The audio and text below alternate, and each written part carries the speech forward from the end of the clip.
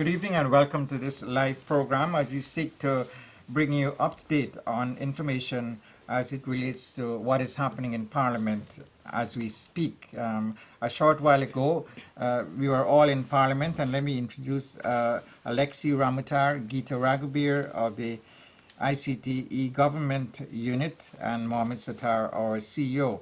As I said, we were all in Parliament, and it was a historic day in Parliament.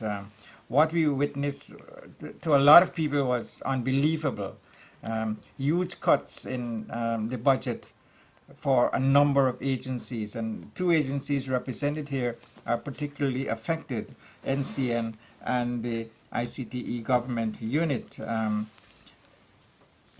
Alexi, let me bring you in immediately. What are your thoughts on what transpired in Parliament here? I believe it's something that is totally unexpected.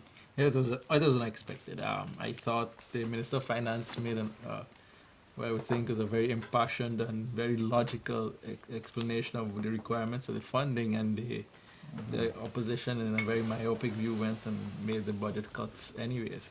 It's very disappointing that this happened today. Gita, your take.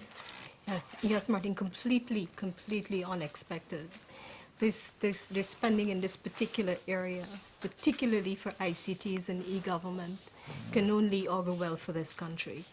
It has to do with promoting economic development and advancement in the country and so on, and this was completely unexpected. Never expected that something of this and we're nature to talking happen. about a project that was going to be largely funded by the Chinese government, and counterpart funding from the Guyana government was relatively insignificant. Yes. If I could put it that Yeah, way. it was $170 million, and the Chinese government are providing over $6 billion. Now, what does this mean? What we have lost here is the ability, the connectivity from Brazil. A major part of the $170 million was to be spent on the preparing the repeater sites for the connectivity from Brazil with fiber. Now they've taken that funding away, and we don't have any funding for that now. What they also took away was the funding that we did, counterpart funding for training, equipment to do maintenance work, and other operational equipment that are necessary. They're taking it away from us, so that even if the project continues, there's no way for us to do maintenance work. We wouldn't have staff trained in the systems, and most importantly, the fiber from Brazil won't be completed. Yeah, well, essentially what that means is that the project is ground to a halt. You can't do anything without the input that you were talking about here. Yeah, and the impact is also not just on Georgetown, and the impact is also in the hinterland areas. What the project had in mind was in Anai and Bina Hill in particular, and Lethem, in Kurupukari, Mabura. We were providing connectivity in those areas, and Linden, of course. And now they've taken that away over what I can only see as very myopic parties and politics. And it puts in jeopardy also the much publicized, anticipated, sought after the one laptop for family program. Yes. The one laptop per family requires, in the training and everything, requires affordable access to the internet. What they've done now is taken that away. Yeah, I heard members of the opposition parliamentarians from their side arguing that this is not the end of the program, but I can't see how else it will continue, how it will move on. Without the funding, then there's no fiber. We cannot complete the fiber from Brazil. We cannot do the work with the Chinese company Huawei to continue work on the fiber along the coast, the LTE sites along the coast. We won't have personnel trained in maintenance and operation of the system. So it totally destroys the project. You know, Martin, what the irony in all of this is that we've got the Chinese government recognizing the importance of this project to Guyana's development. The Chinese government and injecting huge amounts of money into Guyana in this area. And our own parliamentarians don't see just how huge the impact could be on national development. We're talking about providing connectivity to the masses The UN is currently examining access to connectivity as being classified as one of the basic human rights. So that's how material this is. We're talking about providing connectivity through our coastal network and our fiber coming from Brazil to support the One Laptop program, to provide access to about half of the households that currently fall outside of the commercial net of the current operators. We're talking about the most vulnerable in the country. You're talking Giving about these people educating a opportunities. population in Exactly. information technology. Not just education, delivery of health and education, as you say, Yeah. the means of earning a living, helping them to help themselves, teaching people to fish, basically, so that they can help themselves out of poverty. Eventually, it feeds into national development. And this would This also is a affect, wonderful set of projects that we've been Yeah. undertaking, it would also affect the school program. of course. Because Yes, schools are targeted also to benefit from this program. that's right. here. They would have had access to the internet through this. As the minister was saying, minister says it so beautifully, as Alexi talked earlier, very succinctly put together all the elements of our efforts. The school net programs, our One Laptop program, our infrastructure programs to help with providing connectivity and so on. So we've been looking at this in a really holistic manner. And this is really throwing a span in the works. Yeah. It's unbelievable. And this project has been ongoing, much publicized, well accepted by the population. Exactly, there's a lot of excitement. Alexi talked about providing connectivity to the hinterland regions. We have had the people from Region 9, the North Rupununi, and all along that coast, that route from Letham to Georgetown, urging us, asking when is this going to be completed, when can we get connectivity, particularly the people in Bina Hill and Anai and the Rupununi areas. Yeah. They're longing for an opportunity to help themselves through access. Well, two other agencies that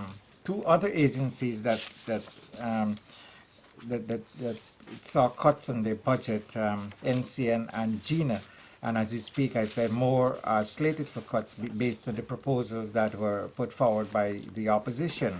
Let me bring in our CEO, Mr. Mohamed Sattar, here. We have seen cuts, huge cuts, in fact, a total cut, elimination of the current and capital subvention for NCN. I mean, where does that put it? Well, Put us, in fact. Martin, I am surprised. I haven't sat through practically 7 hours of Parliament questioning, the opposition questioning the Minister of Finance, the Junior Minister of Finance, Bishop Wanage Hill. And I must say that Bishop Wanage Hill has responded, in a positive manner to everything that they asked, and he had, all of the answers, right?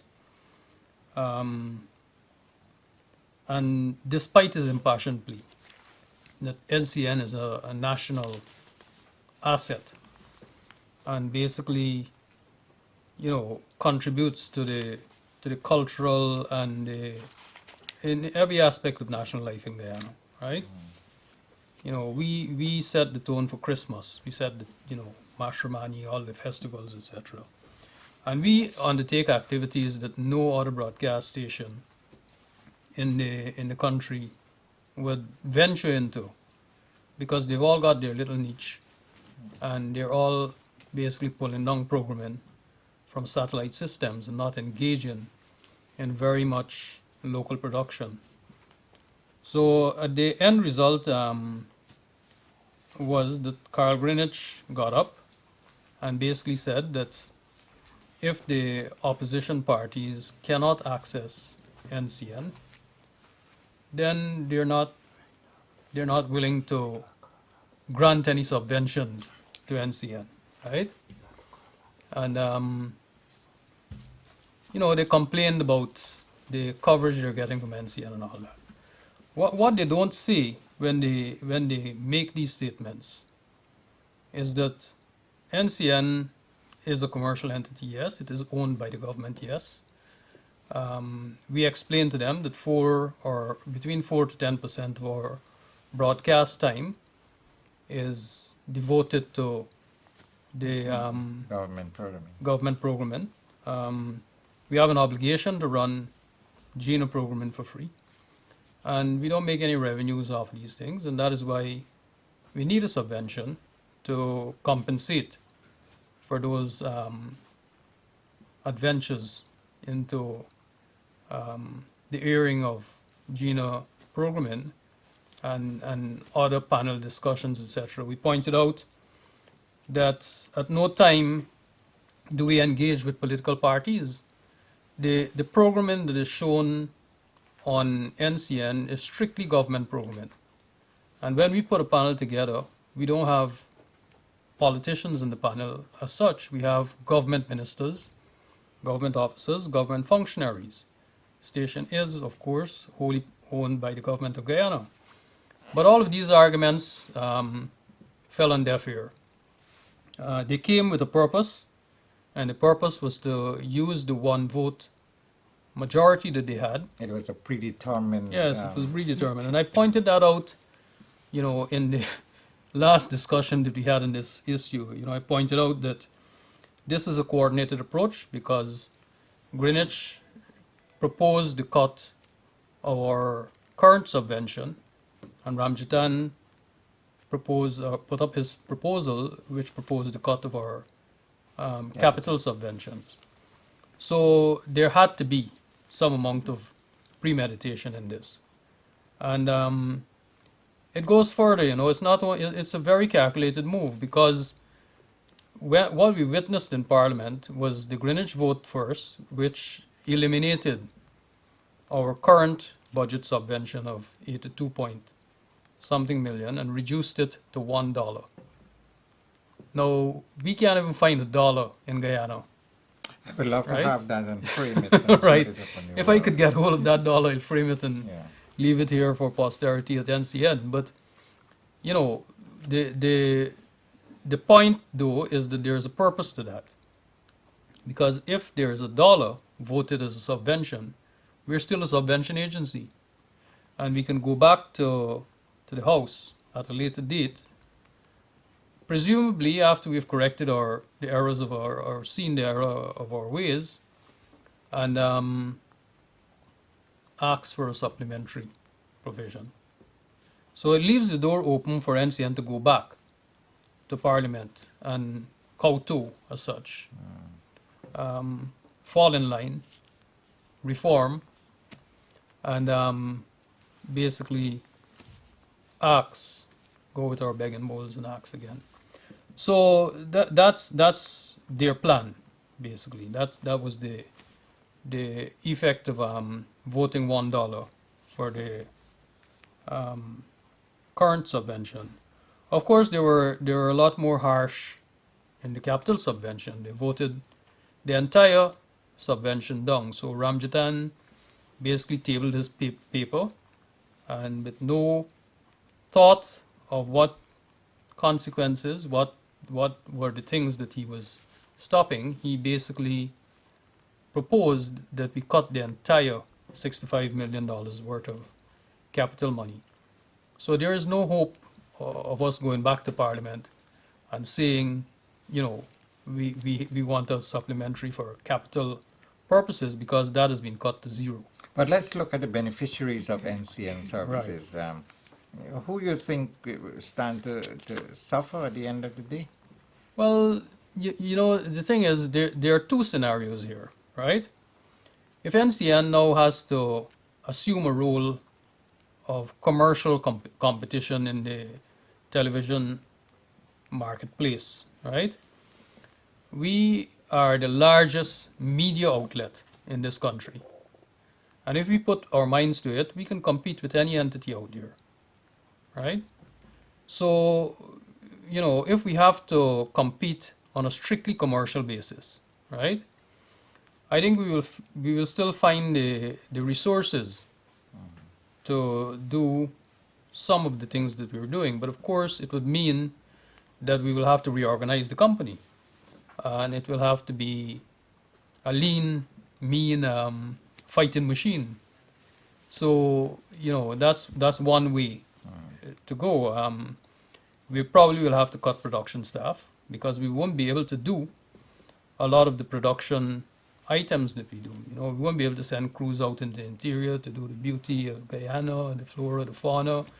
We probably won't be able to mount live, you know, coverage of Mashramani and all those things that we used to do Unless before, it is financially unless economically it becomes viable. financially viable. So we've got to go out there and see what type of response we're getting from the business community. Now, we are in a, you know, this is where it's puzzling, because we're in an era in our financial development here in Guyana where things are moving ahead incrementally, and every year we see some amount of growth in businesses, etc.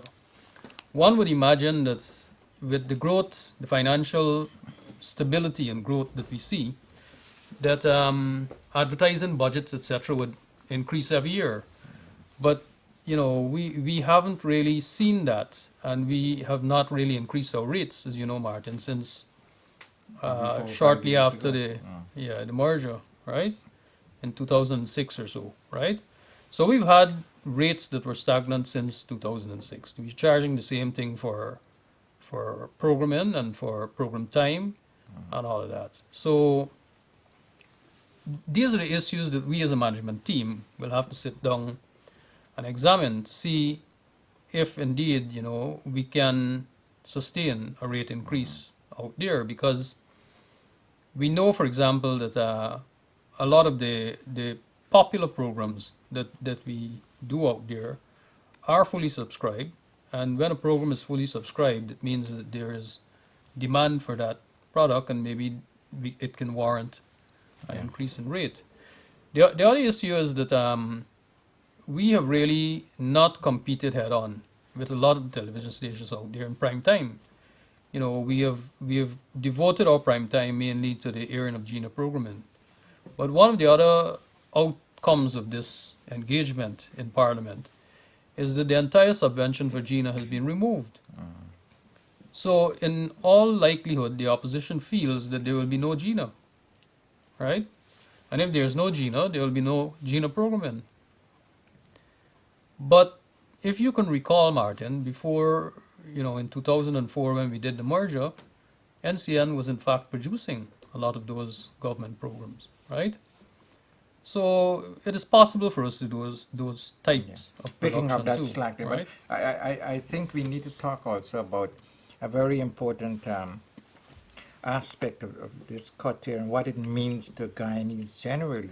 A lot of the services that we provide impact on people. We do things for a lot of people who can't afford to pay for it, and it is necessary to help them along the way. We engage in acquiring rights for popular sporting activities, Yes. which are not necessarily profitable. Now No. we have to rethink all of that. Correct, Martin. You know, like take for example the cricket rights. Cathy Hughes got up in Parliament and said that in the old days you had a coalition of media houses, including VCT and Rex McKay and the rest of them, who got together and tried to negotiate the rate for cricket down so that it was affordable. And NCN came along and outbid them and got these cricket rights. And so we're the only company that can afford I don't think to. she understands how the mechanism Yeah. works with the CMC. Now let me enlighten you what happened here. When I came into NCN in 2002, the first decision, as you know, was whether we should carry cricket or not, right? And I said that cricket is the national sport, and it basically is what we should be carrying as a national station. So I went out there and started to negotiate with CMC, and at that time, Cable and Wireless was the sponsor. So we were able to get the cricket rights, you know, at a reasonable cost. We shared it with the other CMC members, right, which was Rex and Vera at the time. Now, along comes Digicel, and basically they bought out the sponsorship, and they imposed certain restrictions. No more telecom competitors in the ads and all of that, right? Which made it more difficult for us to sell cricket. And we basically have fought a long and running battle with the CMC to the point where CMC became bankrupt. Because we, you know, I'm not saying because of us only, but because we withhold our support for the rise in cricket rights. And we said we refuse to pay those high rates. We are now at the point where the rates are reasonable and we can afford to go out there and buy the cricket rights, but we still are not covering the airtime when we air cricket. We're only in covering some cases, the acquisition. Not acquisition all times we cost, do right? cover And that. of course, right, if there's a day play loss, you know, your income fluctuates, right? And we are not, as you can see, you know, there's overs where no ads are played. So those are unsold spots. So we sell about 60% of the content, despite the fact that it is in such high demand. Now, what we're saying is when we got to that stage where we said, okay, we became, you know, VCT and Rex and the rest of the guys fell away. They were no longer members of the CBU and the CMC. And so we went to them and we said, look, even though you're not members, we're going to buy the rights and we can share it, right? So we worked out an arrangement where we were sharing the rights with Rex. Vera, of course, never participated, and NTN, and so we split the cost. And then Rex McKay called me a day and said, you know, we're not going to support this anymore because the government is putting money into it, right? Because remember that was a time when we always had this shortfall and the president normally would intervene and put some money into it so that the people can see cricket, right? So he basically refused to continue to participate, and now the West Indies cricket rights and the IPL and all these cricket rights are shared between NCN and NTN, and that's where you see cricket. So it has evolved over a period of time along those lines. So it wasn't that we came in and outbid everybody else, right? It was a long, hard negotiation, and we stood our ground. And it is because of NCN that people in Guyana are seeing cricket free of cost, right? You cannot even purchase a subscription to see home series crickets on e-networks or anything else because we are the only It's not people who can. available It's there. not available anywhere else, right? And so we fought these battles for the Guyanese identity, for cricket as a national sport, and we're at a stage now where we're going to have to evaluate all of that, Yeah. right? Because we have embarked on a number of initiatives here. Can recall the boxing Friday night fights, Yes. where we were attempting, it was a serious attempt and a very successful one, to highlight and showcase our young boxers. That may be in jeopardy also because these are undertakings that we will have to reevaluate. Right. For example, we had, you know, gotten to the stage where our staff had responded so admirably to the challenge of you know, filming these Friday night boxing matches. We're becoming a lot more professional in our approach, and we had about $15 million this year in the 65 million that was cut for the purchase of slow motion replay equipment and all that. So we were taking boxing to an international level, right? When we produce a boxing match here in Guyana, it could be shown in the United States, and already it is being shown around the Caribbean. Yeah. It is of such high quality. So we, in that exercise alone, we've developed the skill of our local people. We've developed our operators, our commentators. A whole new industry has been created in boxing, and many boxers have benefited from the exposure and all that over the last 20 months, right? Well, that's just one example. That's just of, one of example.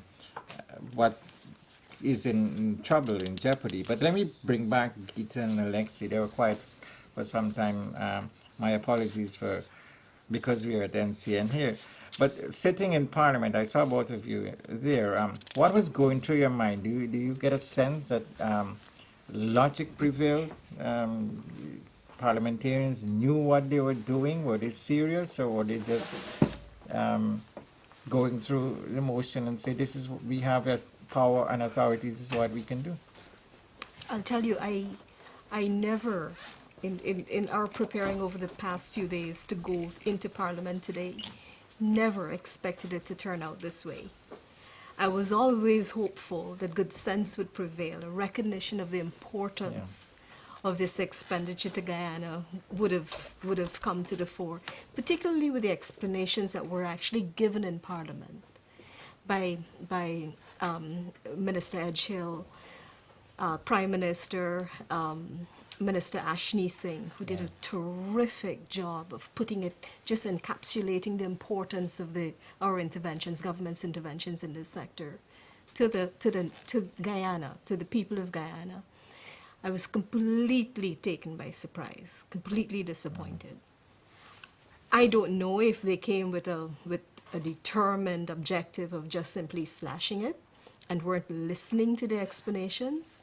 I find it totally inconceivable, Well, incomprehensible. for me, I can't see them listening to the explanations and still take that course of action. Exactly. Because the explanations were quite to the point.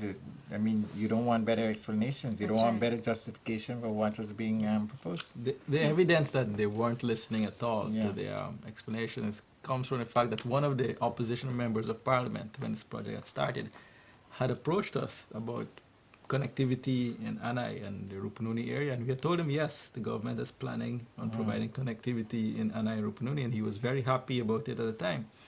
And now, about a year later, he comes back and he votes against the monies to do the connectivity in the Anai and Rupununi area. So the fact is that it was partisan. They came with the idea that they're going to cut it. They didn't listen, because anybody that listened to Minister Ashley Singh's explanation and Minister Juanager's explanation would have said that these are necessary monies for the project. But they didn't care. I think one of the members of parliament actually more or less came to say that it doesn't matter. The government. I recognize that. Yeah. And we're just focusing on two agencies here. A number of agencies are currently and have experienced drastic cuts in their allocations. Yes. I mean, I think the nation is going to wake up tomorrow and realize what is happening in terms of national development. That's Some right. of the programs and projects that have been talked about a lot, and some of them are already started. Yes. Yeah, the astounding thing is, how can you profess to be interested in national development and then not hear Contributing and or pushing. exactly not be part of contributing to national development. I've been telling my colleagues for the past year or so, this is the best time to be involved in this sector. The projects and the efforts that we're involved in, it's a very exciting time. They can only augur well for Guyana. It could completely transform this country. And that's the potential of this kind of investment in ICTs. Huge transformational effect, potential transformational effect. And for the opposition not to see that is astounding. Well, more than Very astounding, disappointing. because there's an opportunity to make the population ICT literate. Yes. Now, how much is this going to bring them back, or keep us back, if I could put it that way? Right. And remember, we're looking at something that the United Nations is considering to be a basic human right. Yeah. It's that critical. It's that transformational in lives of people. You know? Yeah. The other thing is that ICT is an apolitical Yeah. project. That serves no political benefit. It's just giving people access to better bandwidth, providing infrastructure for international companies and local companies to get involved in the sector in a more productive way, spending less money on investment and making more money through profits and accessibility that they'll be able to provide. So it's an economical. The slashing causes a problem economically because we won't be able to support the network as we should. They will cause educational effects because we won't be able, again, continue supporting the system through and providing access to schools, the OLPF project, and so forth. So it's ICT is apolitical. I thought for sure they would have let this one go. And But- it's not for a lack of resources. Not for lack of research. because as you mentioned, it's $170 million counterpart funding from the That's government right. of Ghana, Correct. and close to $6 billion or over $6 billion coming From as grant grant aid aid from from the China. Chinese government. it's astounding that they decided to cut $170 million, and they're basically telling telling the Chinese who are providing $6 billion, okay, you do it, you do everything, Yeah. you do everything. We're not gonna help. We're not Yeah. gonna help ourselves. You Well, just that is do not how everything it for works. us. Yeah, that's not That's how right. it works. Yeah. That's how it works. Yeah. So where does that put you, your unit? I mean, We- it might be an unfair question at this point in time, but Well, we have to push through. We've already spoken to our partner in the project, Huawei, and they will be working with us with probably a way forward. I'm not sure. Yes. I hope it doesn't come down to us having to have a foreign country, and foreign company do work that Guyana should be doing That's itself. right. But it seems like the opposition is happy with doing no work on their side and just having everybody do stuff for them. all right. I'm sure over the days to come, you are going to hear more of these budgetary cuts to a number of agencies. As I said, as we speak, I know of several. The LCDS program is also in jeopardy, and a number of others. And over the days, we're going to be hearing more about that. So, Alexi and Gita, I want to thank you very much for being here, and let's see how it goes over the next few days. Thanks. Thank you for having us. Yeah.